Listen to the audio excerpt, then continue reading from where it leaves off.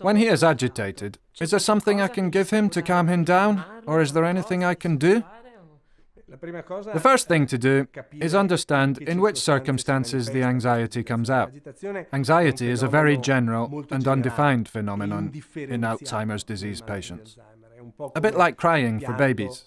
Little children cry because they are hungry, tired, because they need to pee, or because they are sick, and also for any other situation of uneasiness. An Alzheimer's disease patient is a bit like that.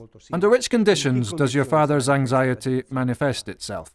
I'll give a practical example, something that happened today. We were supposed to come here, and he didn't remember why we had to come here, so he started being anxious, and my mum started pushing him and telling him that he was making all of us waste time. So he started to become agitated, and at some point he refused to go out. And it was a disaster, because at that point he couldn't remember anything at all.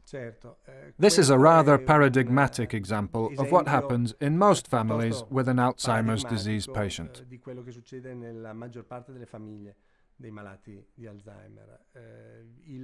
The spouse often doesn't understand completely and doesn't accept the disease, and for this reason he or she doesn't accept that the patient can't do the things he or she used to do anymore, like going out with his mother to buy groceries. Your father doesn't want to go and buy groceries with your mother because when he is in the store, surrounded by noise, he feels even more confused, anxious, agitated, and so he tries to avoid that situation.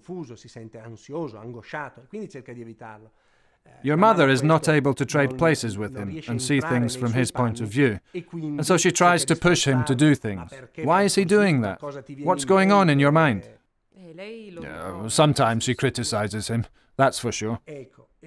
Right, so criticizing usually has the opposite effect.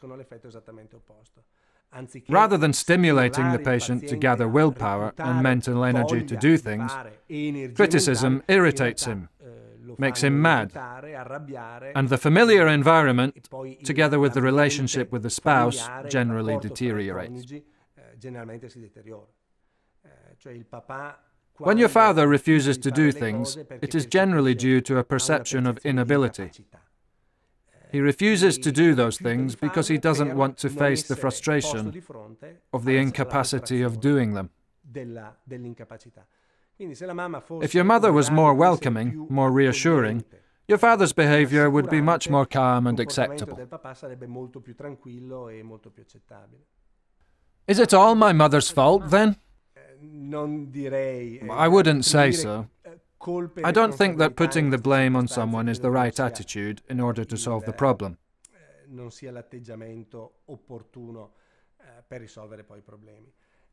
We need to understand your mother too. She is 80 and also has her health issues. For 50 years, she's had a type of relationship with your father, and asking her to change the way she relates with him within a few months or even a year or two is really asking a lot. Nel giro di pochi mesi o anche un anno, 2 anni, è veramente chiederle qualcosa di molto grosso. Then your mother also needs to be walked through what's happening to your father in order to accept it, because after understanding comes acceptance.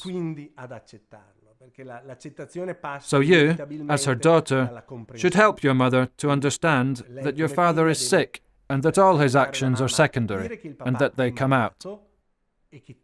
They are direct manifestations of the disease. Therefore, you should walk her through a path of acceptance that will lead her to have a more peaceful, welcoming, and reassuring attitude towards your father.